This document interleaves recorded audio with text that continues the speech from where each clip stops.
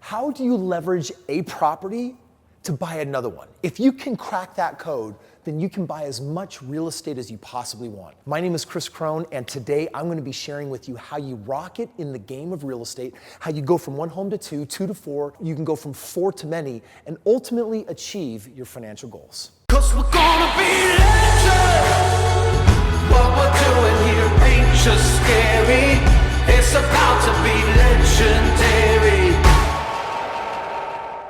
For just a moment, imagine buying a property and being able to rip $30,000, $40,000, $50,000 of equity out of it, as in like cash in your hand that you can go spend any way you want. Or what if you actually took that equity out and placed it in another property? And what if instead of just two profitable properties, you then turn them into four and then four into eight?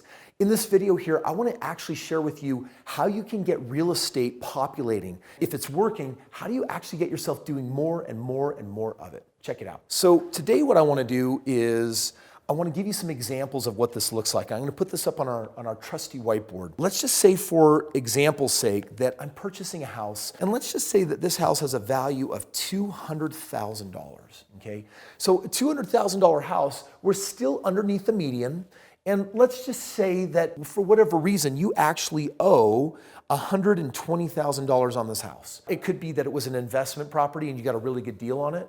Maybe you inherited this property. Maybe you've just held it for a really long time. Most people, if they own property for 5, 10 years, it goes up in value and then they actually wind up having some equity. Remember that on paper, this equity does nothing for you. And I want to define that the difference between the value and what you owe is the equity. So in this case, $200,000 minus $120,000, that's $80,000. But remember, it's only on paper. There's no benefit that it gives you unless you're actually strategically tapping into it. For this example, what I want you to understand is that you could go to a bank and you could say, hey bank, I want to actually take some of my equity out of this property. Do you think the bank will give you all $80,000? No, the bank is not going to do that because they'll basically say, wait, you want to mortgage this property up to its maximum current value? The bank says that's too risky for us because what if you stop making payments? Then your house comes to us and there's no equity in it. And for them, equity equals safety. For you, equity equals growth, not just safety. So let's say that you want to get some of this equity out. The reality is that banks are constantly changing in how much money they'll allow you to access. Quite often, banks will allow you to have up to an 80% mortgage on the property. What's 80% of $200,000? To get that, you put in your calculator $200,000 times 0.8. And that number would be $160,000. So the banks are saying if you go up to an 80% LTV, don't get lost with me here, I'm teaching you some new jargon, loan to value. If you go up to an 80% loan to value, that's $160,000. But look at what I owe. I owe $120,000. So what's the difference between what I owe and how much the bank will give me? Well, $160,000 minus $120,000 is $40,000. Well, check this out for just a moment. $40,000 is enough for you to go and actually purchase your next property. For example, let's just multiply and say for a moment, and I'm going to give you a really cool shortcut on how I do this really fast. If I'm purchasing now my second property and the bank says, hey, this house has a value, let's just call it of $180,000. By the way, it's worth $200,000, but this is what you can get it for. The bank says, well, we want you to put down 20% on that $180,000. 10% is 18 grand, 20% is 36,000. It's about that 40,000 mark. So that 40,000 transfers into this property and you're going to owe around $140,000 on this house. You essentially took the equity from this house and moved it to this one. I want you to understand that you could take it and you could actually just go and spend it. You could take that and you could buy a car. You could take a really, really nice couple of vacations. You could go buy some different things. But I'm going to tell you right now, if this property did such a good job getting you to this point, then imagine what would happen if you doubled your wealth. Or very similarly, I now have 2 properties that are growing for me. And guess what I can do in time? I can take 2 homes and it's always this game.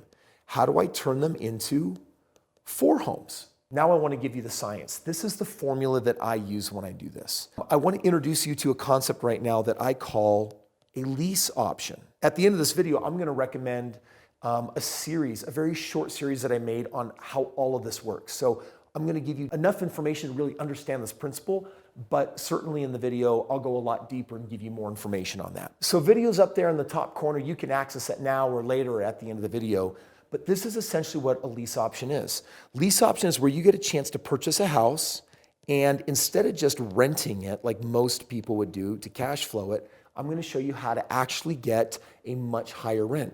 You see, on an entry-level property, most people will actually collect a cash flow of maybe $200 a month. I can show you how to double that, and in some cases get $400 to $500 a month of cash flow. These are homes that you purchase in your backyard, and if you follow the strategy that I give you in my book, that's for free for everybody. Essentially, if I buy this house, this is the magic right here.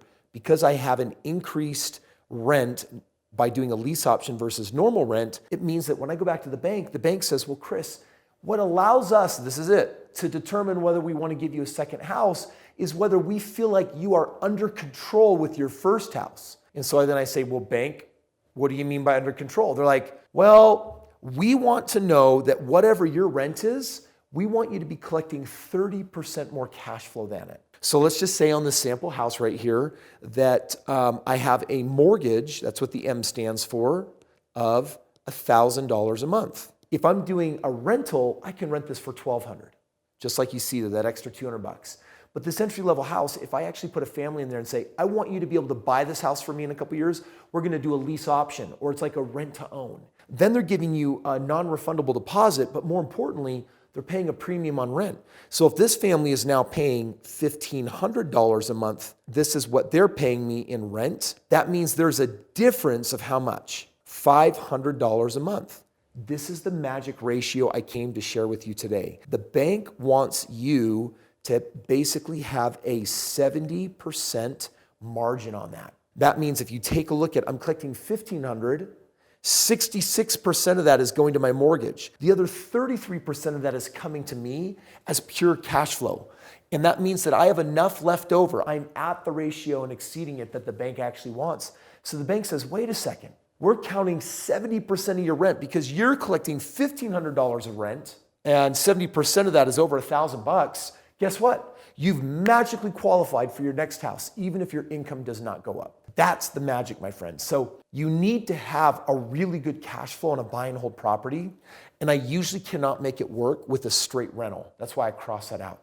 I can generally show you how to make twice as much money on a lease option than you can a straight rental. So before I really share with you what your next step looks like, we need to have a quick conversation about debt.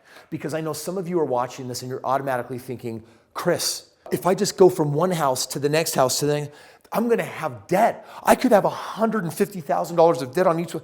If I buy 6, 7 homes, I'm going to have $1 million of debt. And I want you to look at my face right now. Do you see that smile? I love debt. Like, I want to have as much of it as I can. But don't get me wrong. You were taught right as a kid, get out of debt. What they were saying though was get out of liability debt. You see, a bad debt, it costs you money and it doesn't make you money. This real estate, guess what it's actually doing? It's making you money. When there's $500 left over at the end of the month, the bank says, sure, let's get you another property. Now I have 2 properties that let's just call it $500 a month. That's $1,000 a month. I get 2 more properties. $2,000 a month. I do it again. $4,000 a month. So the reality is that because this debt makes you money, it's productive. It creates a value. It puts people to work. It's a good thing.